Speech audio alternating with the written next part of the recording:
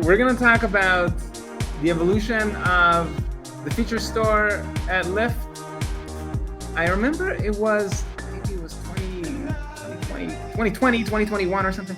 It was like one of the first blog posts that I remember about feature stores and feature platforms, and it was at Lyft. And it was a fascinating blog post to just like really kind of like set my mind onto it. Very curious to see what you guys have been up to. So Yeah, I'm excited to share it with you guys. The Yeah, so here I'm gonna talk a little bit. Oh shoot, uh, sorry, one sec.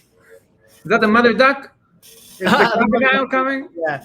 Okay, so I'm going to talk a little bit about the evolution of the feature service here at Lyft. So I'm Devon. I'm a staff data engineer. I've been here for about 4 years and working on the feature service for the last two.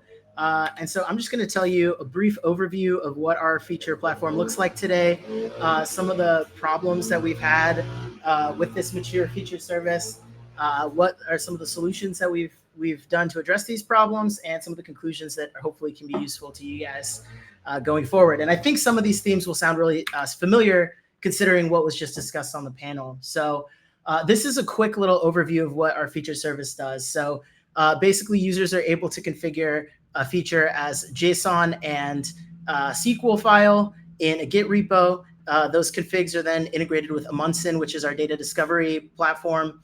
That was developed here at Lyft and is open source, so people can search for those feature assets, right? And then we also those configs are picked up by Airflow, which are then used to construct Airflow DAGs, which execute the feature SQL, and then publish that data to both the offline data warehouse and the online data store, which we refer to as DS features. It's really just a DynamoDB table that's suitable for that online low latency key value fetches. So the customers that we have are various ML models, marketing and comms platforms, model-based driver incentives, fraud detection, dispatch.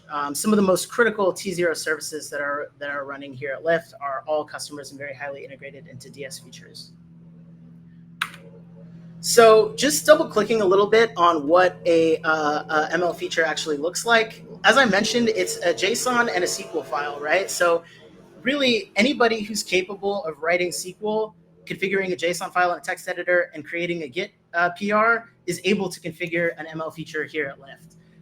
And just looking a little bit specifically at some of the critical aspects that are in that JSON config, we have that ownership information, we have the upstream data dependencies if you need to wait for anything, and also any kind of data quality checks that you need to integrate into that Airflow DAG to make sure that the data is well formed before publishing it to those different data sources, right?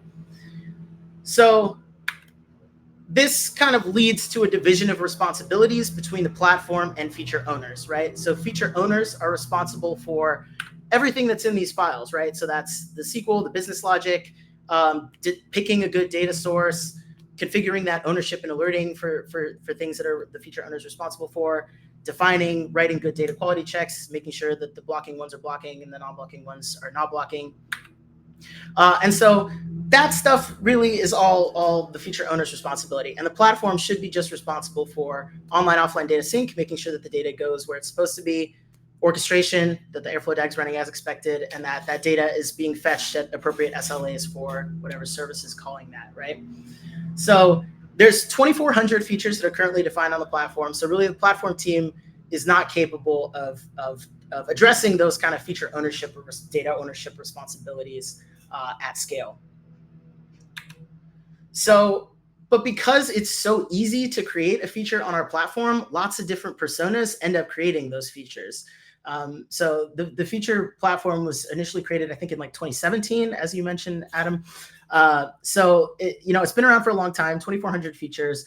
Who created these features? In an ideal world, that's a data engineer or a data scientist who has a lot of skill in the data area, who knows sort of what best practices are and how to be a good data owner. But in reality, whether software engineers end up creating them, in some cases, analysts end up creating them, people who understand their business case and are using them to create marketing audiences for targeted on-platform marketing messages.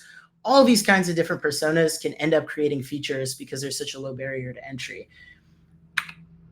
So, ideally that feature creator would understand these DE best practices that most data engineers know like the back of their hand, right?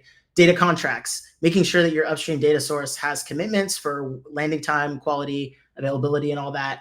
And making sure that you understand how you can resolve those issues, follow up with them if there's any kind of problem. How to write a good data quality check, right? What kinds of things you should be checking for, whether or not that kind of check should be blocking. Also, what to do when that check fails, right? So a data quality check isn't worth anything if no one does anything when it fails, right? So what are the next steps that you can do to address and resolve a data issue? And also just general on-call knowledge, right? Like some of these feature ownership responsibilities will result in a page that's coming from a failed Airflow Dagger task. And a data engineer who's very familiar with Airflow will know what to do with that, how to open it up, where the logs are, what to do, how to follow up on resolving any issue. All those feature owners may not be capable of or have all the skills or tools that they need to really step up and fulfill their data ownership responsibilities. So, and even in the case where we do have a feature owner, well, so I guess when I got to the platform, we also had an issue where that ownership configuration field in the JSON file was optional. So only 55% of the features that we had on our platform even had an owner listed. And so if there's not even an owner listed, how can we even possibly expect those feature owners to live up to their responsibilities, right? So those people didn't, even when they did have the owner configured, they didn't necessarily have the tools and skills they needed to live up to those responsibilities. And it resulted in a degradation of data quality and trust in the data. So, where people might have been able to reuse a feature that was already defined on the platform, they didn't know if it was healthy. They didn't know if it was landing on time or if it's well owned. And so that it became an issue. And it also became an issue for us as a platform team as we go through various migrations, evolutions of the platform. We want to change things, going through all those rollouts where the platform changes will have an impact on the feature owners requires some partnership and communication with those feature owners. And so if we don't have that good ownership information, and if those people aren't sort of aware of how their feature data is operating, it really slowed us down in terms of our iterations on the platform itself. So what did we do about it? The first step was to improve the ownership coverage. That ended up being a lot of Slack work. We really started from the read logs, right? So who's reading this data, who's fetching this feature, who will care if we turn it off? And then if you threaten to turn it off, then that will motivate them to step up and become a sign up for the ownership responsibilities. But in a lot of cases, there was nobody there. Nobody would care if we turn it off. So we did turn it off, right? This was kind of being mentioned in the panel before, right? We want to detect features that are not being used and proactively deprecate them so that we kind of keep our space limited to those features that are just providing business value. And we also improved our observability tools, right? So we made the feature data more accessible through Amundsen, our data discovery platform. We added ownership and tiering and stuff, so that's well exposed so people can understand who owns what feature asset. And then we also just built some dashboards that can make that process of troubleshooting, debugging, and understanding feature health a lot easier and smoother, right?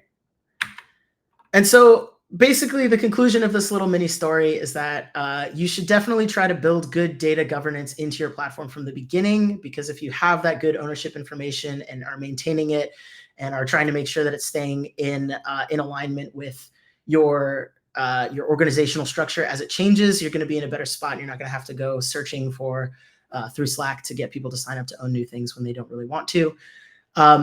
Deprecating features should be as easy as creating them, right? It is a good thing that it's very easy to create a feature, but we also just need to make sure that those rails to deprecate them once they're no longer useful are greased, and that it's very easy to do so that you can keep that set of features well groomed. And also just make it easy to do the right thing, right? So I can't choose the correct data source for these other people, these other feature owners, but I can make it easy for them to access all the metadata about data sets so that they can make an informed decision quickly and live up to those feature ownership responsibilities without a ton of background or skilling up, and that it becomes obvious what they need to do as long as they understand their business use case and what they're trying to do with their data. So that's all I got. Thank you so much. Adam, is there any? That was just my quick little lightning talk there. That was excellent. And it was so in tune with the last panel discussion. I can't even imagine. It's fascinating, actually. So can you go back just like a few slides back? Yes. Oh, actually, no. To that YAML file. Yes. Yeah. Okay, give me 1 second. I want to look at this.